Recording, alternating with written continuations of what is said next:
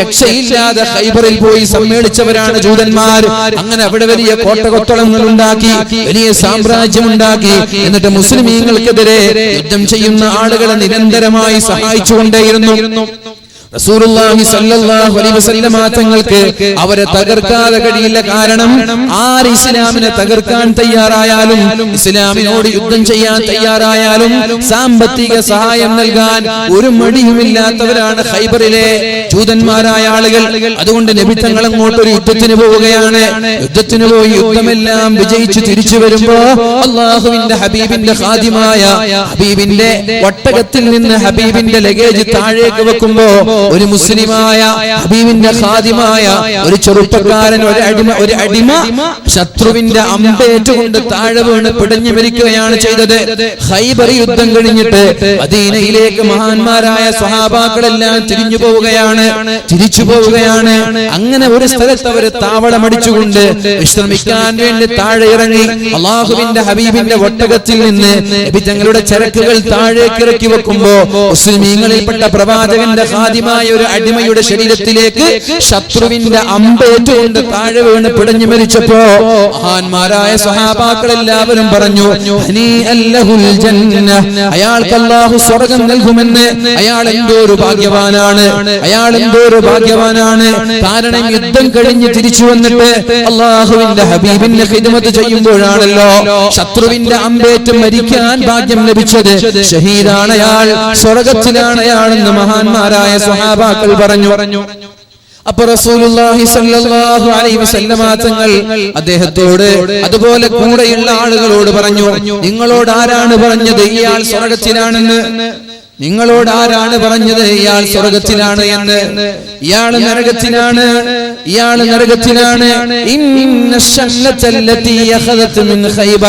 ഖൈബർ യുദ്ധം കഴിഞ്ഞ് ആർക്കും വേണ്ടാതെ ഒരു സ്ഥലത്ത് വീണ് കിടക്കുന്ന ഒരു തട്ടം അല്ലാഹുവിന്റെ ഹബീബിന്റെ സമ്മതമില്ലാതെ ഇദ്ദേഹം എടുക്കുകയുണ്ടായി. ഖൈബർ യുദ്ധം കഴിഞ്ഞ് ഗനീമത്ത് സ്വത്തായി പൊതുമുതലായി നൽകേണ്ട ഒരു തട്ടം, ഒരു ഷാൾ അദ്ദേഹം സമ്മതമില്ലാതെ ഉപയോഗിക്കുകയുണ്ടായി. ആ ഷാൾ ഹബീബിനെ ഏൽപ്പിക്കുന്നതിനു മുമ്പേ മരിച്ചുപോയതുകൊണ്ട് നരകത്തിൽ കിടന്ന് വെന്തുരുകേണ്ടി വരുമെന്ന് ശഫീഉനാ റസൂലുള്ളാഹി സ്വല്ലല്ലാഹു അലൈഹി വസല്ലം. അപ്പോഴാണ് ഒരാൾ കടന്നു വന്നിട്ട് പറഞ്ഞത്, നബിയേ, ഞാൻ അങ്ങനെ യുദ്ധം കഴിഞ്ഞ് തിരിച്ചു വരുമ്പോ എന്റെ ചെരുപ്പിന്റെ വാറ് പൊട്ടിപ്പോയിട്ടുണ്ട് നബിയേ. അപ്പൊ അവിടെ തെറിച്ചുപോയ ആർക്കും വേണ്ടാത്ത ഒരാളുടെ ചെരുപ്പിന്റെ വാറെടുത്ത് ഞാൻ എന്റെ വാറിലേക്ക് കുത്തിത്തിരുകിയിട്ടുണ്ട്. ആ വാറ്, അതിന്റെ പേരിൽ ഞാൻ നാളെ ശിക്ഷിക്കപ്പെടുമോ എന്ന് ചോദിച്ചപ്പോ റസൂലുള്ളാഹി സ്വല്ലല്ലാഹു അലൈഹി വസല്ലം പറഞ്ഞു, ഇനി ശിറാകുൻ ഔ ശിറാകാനി മിനന്നാർ. നിങ്ങൾ ഒരു വാറോ രണ്ട് വാറോ എന്നല്ല, നിങ്ങൾ ചെറിയ ഒരു നയാ പൈസ പോലും മറ്റുള്ളവരുടേത് അപഹരിച്ചെടുത്തുപയോഗിച്ചാൽ നിങ്ങൾ നാളെ നരകത്തിന്റെ ഭയാനകമായ ശിക്ഷ അനുഭവിക്കേണ്ടി വരുമെന്ന് പരിശുദ്ധ റസൂലുള്ളാഹ്. അതുകൊണ്ട് പ്രിയമുള്ള മുഅ്മിനീങ്ങളെ, നമ്മുടെ നിസ്കാരം നമ്മെ രക്ഷപ്പെടുത്തൂല, നമ്മുടെ ഖുർആൻ നമ്മെ രക്ഷപ്പെടുത്തൂല, നമ്മുടെ സ്വതക്കകൾ നമ്മെ രക്ഷപ്പെടുത്തൂല, നമ്മുടെ സ്ഥാപനങ്ങൾ നമ്മെ രക്ഷപ്പെടുത്തൂല, ഒന്നും രക്ഷപ്പെടുത്തൂല. ഹറാമായ സമ്പാദ്യം നമ്മുടെ കയ്യിലുണ്ടെങ്കിൽ എത്രയെത്ര സംഭവങ്ങളാണ് അങ്ങനെ. കഞ്ചാവുകാരൻ കഞ്ചാവ് വിൽക്കുന്നത് പാവപ്പെട്ട കുടുംബക്കാരനെ ദുരുപയോഗം ചെയ്തുകൊണ്ടാണ്. ഗൾഫിലേക്ക് പോകുന്ന ഭാര്യയുടെ കുടുംബക്കാരന്റെ കയ്യിൽ, ഭാര്യയുടെ ഗൾഫിലേക്ക് പോകുന്ന ചെറുപ്പക്കാരന്റെ കയ്യിൽ ഭാര്യയുടെ കുടുംബക്കാരൻ കൊണ്ടുപോയി ഒരു വസ്തു കൊടുക്കുകയാണ്. എയർപോർട്ടിൽ ഒരാൾ വരും, അയാളുടെ കയ്യിൽ കൊടുക്കണമെന്ന്. എയർപോർട്ടിലേക്ക് അറിയാതെ, ഇത് അന്വേഷിക്കാതെ തന്റെ ഭാര്യയുടെ കുടുംബക്കാരനെ വിശ്വസിച്ചുകൊണ്ട് ഗൾഫിലേക്ക് പോയി. എയർപോർട്ടിൽ ഇറങ്ങിയാൽ നേരെ പോകുന്നത് പുറം ലോകം കാണാത്ത ജയിലറയാണ്. ഇനി ഇദ്ദേഹം ഒരിക്കലും പിടിക്കപ്പെട്ടില്ല എങ്കിൽ ഇയാള് പറഞ്ഞതുപോലെ എയർപോർട്ടിലേക്ക് വന്ന വ്യക്തിയുടെ കയ്യിൽ കൊടുത്തു. ഇയാൾക്കറിഞ്ഞില്ല അത് കഞ്ചാവായിരുന്നുവെന്ന്, ഇയാൾക്കറിഞ്ഞില്ല അത് മയക്കുമരുന്നായിരുന്നുവെന്ന്. അങ്ങനെ മനുഷ്യന്റെ ജീവന് പോലും പണയപ്പെടുത്തി ഹറാമായ ബിസിനസ്സുകൾ കച്ചവടം നടത്തി. ആർക്ക് വേണ്ടിയാണ് നിങ്ങളെ നീ തിന്നുന്നത്? ആരെയാണ് നീ തീറ്റിക്കുന്നത്? ആർക്കാണ് നീ സംഭാവന നൽകുന്നത്? എന്തിനാണ് ഈ ഹറാമായ സമ്പാദ്യങ്ങൾ, ഹറാമായ നയാ പൈസ പോലും നമ്മുടെ ജീവിതത്തിൽ ഉണ്ടാവരുത് എന്ന് പ്രതിജ്ഞ എടുത്തിട്ട് മതി നമ്മുടെ നിസ്കാരങ്ങൾ. എന്തിന് നിസ്കരിക്കണം? എന്തിന് നിസ്കരിക്കണം, എന്തിന് നോമ്പെടുക്കണം? ഹറാമ് തിന്നിട്ട് ഹറാമായ വസ്ത്രം ധരിച്ചിട്ട് എന്തിനാണ് ഈ നിസ്കാരങ്ങളും എന്തിനാണ് ഈ പ്രാർത്ഥനകളുമൊക്കെ? അതുകൊണ്ട് ഹറാമ് തിന്നുന്നവൻ ഒരിക്കലും അല്ലാഹുവിന്റെ സ്വർഗ്ഗം കാണാൻ പോകുന്നില്ല. ഹറാമ് തിന്നുന്നവന്റെ പ്രാർത്ഥന അല്ലാഹു സ്വീകരിക്കൂല. മസ്കനുഹു ഹറാം വമത്അമുഹു ഹറാം വമൽബസുഹു ഹറാം. തിന്നുന്നത് ഹറാമാണ്, കുടിക്കുന്നത് ഹറാമാണ്, ധരിക്കുന്നത് ഹറാമാണ്, വീടെടുക്കുന്നത് ഹറാമാണ്. എത്രയോ ആളുകൾ അറിയാം, ഒരാവശ്യവുമില്ലാതെ ബാങ്കിൽ നിന്ന് 40 ലക്ഷവും 30 ലക്ഷവും ഒക്കെ ലോൺ എടുത്തുകൊണ്ട് വീടെടുക്കുന്നവർ. വളരെ പതുക്കെ നിങ്ങളുടെ ശരീരത്തിന് ക്ഷീണം സംഭവിക്കാതെ കഴിവിന്റെ പരമാവധി പതുക്കെ വീടെടുത്താൽ മതി. വളരെ ചെറുപ്പത്തിലേ തുടങ്ങിക്കോളൂ, കല്യാണം കഴിക്കുന്നതിന് മുമ്പേ തുടങ്ങിക്കോളൂ വീടെടുക്കാൻ. നിങ്ങളുടെ ശരീരത്തിന് ക്ഷീണമില്ലാതെ ആളുകളോട് കടം ചോദിച്ചു വാങ്ങേണ്ട ഒരു അവസ്ഥയില്ലാതെ നിങ്ങൾ അല്ലാഹുവിനോട് സഹായം ചോദിച്ചുകൊണ്ട് ഹലാലായ രീതിയിൽ നിങ്ങളുടെ വീടെടുത്തോളൂ. 1 കൊല്ലം കൊണ്ട് വീട് പൂർത്തിയാക്കണമെന്ന് എന്തിനാണ് വാശി? 2 വർഷം കൊണ്ട് വീട് പൂർത്തിയാക്കണമെന്ന് എന്തിനാണ് വാശി? അല്ലെങ്കിലും എന്തിനാണ് വീടെടുക്കാൻ 40 വയസ്സ് വരെ കാത്തിരിക്കുന്നത്, 50 വയസ്സ് വരെ കാത്തിരിക്കുന്നത്? നിങ്ങളുടെ പഠനം കഴിഞ്ഞാൽ നിങ്ങളൊരു ജോലിക്ക് കയറിയാൽ നിങ്ങൾക്കൊരു വീടിനെ കുറിച്ച് ആലോചിച്ചുകൂടെ? പതുക്കെ വീടെടുത്താൽ മതി. കല്യാണം കഴിഞ്ഞ് 1 കുട്ടിയായി 2 കുട്ടിയായി, അപ്പോഴേക്കും നിങ്ങളുടെ വീടിന്റെ പണി പൂർത്തീകരിച്ചു. അങ്ങനെ നിങ്ങൾ വീട്ടിലേക്ക് കയറി. അതല്ലേ ഏറ്റവും മനോഹരം? അല്ലാതെ വലിയ ഒരു കുടുംബത്തിൽ വലിയൊരു വീടിൽ 4ഉം 5ഉം 6ഉം മക്കളും ഒന്നിച്ച് ജീവിക്കുകയാണ്, സന്തോഷത്തോടെ ജീവിക്കുകയാണെങ്കിൽ വളരെ നല്ലതാണ്. പക്ഷേ മക്കളുടെ പേരിൽ എപ്പോഴും പ്രശ്നങ്ങളാണ്. ഇയാൾ ഇടിച്ചാൽ, ഒരു മകൻ ഇടിച്ചാൽ, അടുത്ത കുഞ്ഞിടിച്ചാൽ ഭാര്യമാർ തമ്മിൽ കലപിലയാണ്. അതേപോലെ ജ്യേഷ്ഠന്മാർ തമ്മിൽ പിണക്കമാണ്. പരസ്പരം മിണ്ടാതെ ചൊടിച്ചു പിണങ്ങി ഏതെങ്കിലും ഒരു ക്വാർട്ടേഴ്സിൽ പോയി താമസിക്കുന്നതിന് പകരം, ഏതെങ്കിലും ഒരു ഫ്ലാറ്റിൽ പോയി താമസിക്കുന്നതിന് പകരം വളരെ സന്തോഷത്തോടെ നമ്മൾക്ക് അനുയോജ്യമായ ചെറിയൊരു വീട്ടിലേക്ക് പിണക്കമില്ലാതെ മാറിപ്പോകുന്നതല്ലേ നല്ലത്?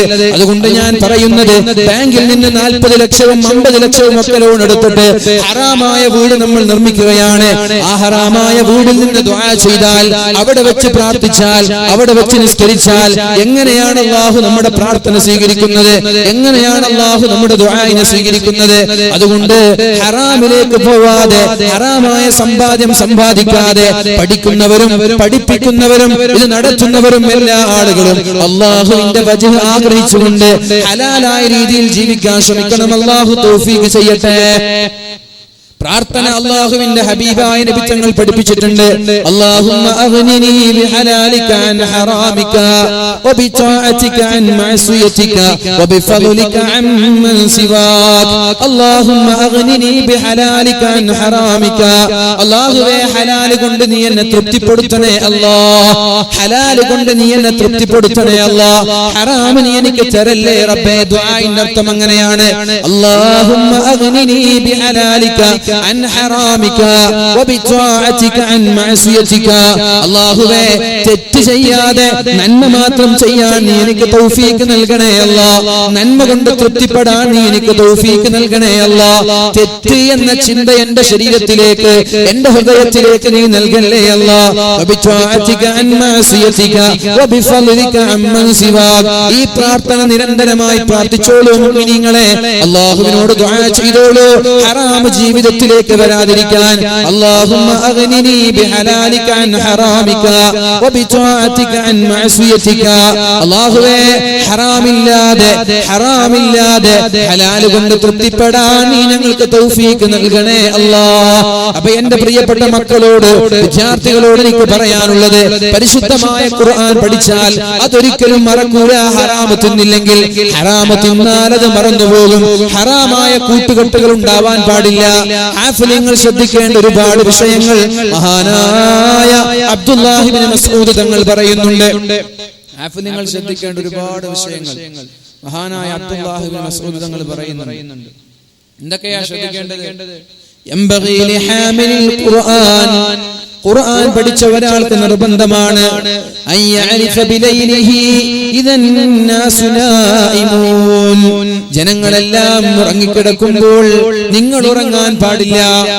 ജനങ്ങളെല്ലാം ഉറങ്ങിക്കിടക്കുമ്പോ നിങ്ങൾ ഉറങ്ങാൻ പാടില്ല. നിങ്ങളുടെ വീട്ടിലേക്ക് നിങ്ങൾ പോയാൽ നിങ്ങളുടെ പിതാവും നിങ്ങളുടെ മാതാവും നിങ്ങളുടെ സഹോദരങ്ങളും ജേഷ്ഠാനുജന്മാരും ഒക്കെ കിടന്നുറങ്ങുമ്പോ നിങ്ങളും അവരെ പോലെ കിടന്നുറങ്ങിയാൽ നിങ്ങളും അവരും തമ്മിൽ എന്ത് വ്യത്യാസമാണ്? നിങ്ങളും അവരും തമ്മിൽ എന്ത് വ്യത്യാസമാണ്? അതുകൊണ്ട് അവരെല്ലാവരും ഉറങ്ങിക്കിടക്കുമ്പോ ജനങ്ങളെല്ലാം ഉറങ്ങിക്കിടക്കുമ്പോ വീട്ടുകാരെല്ലാം ഉറങ്ങിക്കിടക്കുമ്പോ ഉറക്കിൽ നിന്ന് എണീറ്റ് കൊണ്ടൊന്ന് തഹജ്ജുദ് നിസ്കരിക്കണം. ആ തഹജ്ജുദ് നിസ്കാരത്തിൽ നിങ്ങൾ പഠിച്ച പരിശുദ്ധമായ ഖുർആൻ 1-2 പേജുകൾ ഒരു റക്അത്തിൽ ഉറക്കെ നിങ്ങൾ പാരായണം ചെയ്യണം. അങ്ങനെ വിത്ർ നിസ്കാരം 3 റക്അത്തായി നിസ്കരിക്കുകയാണെങ്കിൽ ഒരു റക്അത്തിൽ 5 പേജ് ഓതിയാൽ നിങ്ങൾക്ക് വിത്ർ നിസ്കാരം കഴിയുമ്പോഴേക്കും ഏകദേശം ഒരു 3/4 ജുസ്ഓളം നിങ്ങൾക്ക് ഓതി തീർക്കാൻ പറ്റും. അത് പതുക്കെയല്ല, ഉറക്കെ പാരായണം ചെയ്യണം. നിങ്ങളുടെ പാരായണം കേട്ട് നിങ്ങളുടെ മാതാവ് ഉണരണം, നിങ്ങളുടെ പാരായണം കേട്ട് നിങ്ങളുടെ പിതാവ് ഉണരണം. എന്നിട്ട് അവരും നിങ്ങളെപ്പോലെ തഹജ്ജുദ് നിസ്കരിക്കണം. അല്ലാതെ നിങ്ങളുടെ മാതാപിതാക്കൾ തഹജ്ജുദ് നിസ്കരിക്കുമ്പോൾ ഹാഫിളീങ്ങളായ നിങ്ങൾ കിടന്നുറങ്ങരുത്. നിങ്ങൾ വിചാരിക്കരുത് നിങ്ങൾ ചെറിയ കുട്ടികളാണെന്ന്. ചെറിയ കുട്ടിയല്ലേ, പ്രായമായിട്ടില്ലല്ലോ എന്ന് നിങ്ങൾ വിചാരിക്കരുത്. മഹാനായ ഇമാം അഹ്മദ് ഇബ്നു ഹംബൽ തങ്ങളുടെ സമീപത്തേക്ക് ഒരു പ്രഗൽഭനായ പണ്ഡിതൻ പഠിക്കാൻ വേണ്ടി കടന്നു വരികയാണ്. ഇമാം അഹ്മദ് ഇബ്നു ഹംബൽ തങ്ങളുടെ സമീപത്തേക്ക് പഠിക്കാൻ വേണ്ടി ഒരു ശിഷ്യൻ കടന്നു വരികയാണ്. ശിഷ്യൻ ഉറങ്ങുന്ന മുറിയിലേക്ക് ഒരു വെള്ളത്തിന്റെ പാത്രം ഉറങ്ങാൻ കിടക്കുന്ന സമയം ഇമാം അഹ്മദ് ഇബ്നു ഹംബൽ തങ്ങൾ കൊണ്ടുപോയി വെക്കുകയാണ്. രാവിലെ എണീറ്റ് സുബഹി നിസ്കാരം കഴിഞ്ഞ് തന്റെ ശിഷ്യന്റെ മുറിയിലേക്ക് വന്ന് താൻ വെച്ച പാത്രം നോക്കുമ്പോൾ ആ പാത്രത്തിൽ നിന്നുള്ള വെള്ളം അനങ്ങിയിട്ടില്ല, അതുപോലെയുണ്ട്. താൻ വെച്ച പാത്രത്തിലെ വെള്ളം കുറഞ്ഞിട്ടില്ല. അപ്പോഴാണ് മഹാനായ ഇമാം അഹ്മദ് ഇബ്നു ഹംബൽ തങ്ങൾ പറഞ്ഞത്, എന്ത് പഠിക്കാനാണ് നീ വന്നത്? എന്ത് പഠിക്കാനാണ് നീ വന്നത്? തഹജ്ജുദ് ഇല്ലാത്ത ഒരാൾക്ക് എന്ത് ഇൽമാണ് കിട്ടുന്നത്? തഹജ്ജുദ് നിസ്കരിക്കാത്ത ഒരാൾക്ക് എന്ത് ഇൽമാണ് ലഭിക്കുന്നത്? തഹജ്ജുദ് ഇല്ലാത്ത ഒരാൾക്ക് ഇൽമു കിട്ടൂല. തഹജ്ജുദ് ഇല്ലാത്ത ഒരാളുടെ ഇൽമു കൊണ്ട് ഉപകരിക്കൂല. തഹജ്ജുദ് ഇല്ലാത്ത ഒരാളുടെ ഇൽമ് യാതൊരു ഉപകാരമില്ലാത്ത ഇൽമാണ്. അതുകൊണ്ട് തഹജ്ജുദ് നിസ്കരിക്കണമെന്ന് മഹാനായ ഇമാം അഹ്മദ് ഇബ്നു ഹംബൽ തങ്ങൾ പറഞ്ഞു കൊടുക്കുകയുണ്ടായി. അതേപോലെ തന്നെയാണ് മഹാനായ അബൂ യസീദ് അൽ ബിസ്താമി തങ്ങൾ തന്റെ പിതാവിനോട് ചോദിക്കുകയാണ്, അയ്യുഹൽ മുസമ്മിൽ, ഓ മൂടി പുതച്ചുറങ്ങുന്ന നബിയേ, ഖുമിൽ ലൈല ഇല്ലാ ഖലീല, രാത്രിയുടെ ബഹുഭൂരിഭാഗം സമയം നിങ്ങൾ തഹജ്ജുദ് നിസ്കരിക്കണം. നിസ്ഫഹു അവ ഖുസ് മിൻഹു ഖലീല, അല്ലെങ്കിൽ രാത്രിയുടെ പകുതി ഭാഗം നിങ്ങൾ തഹജ്ജുദ് നിസ്കരിക്കണം.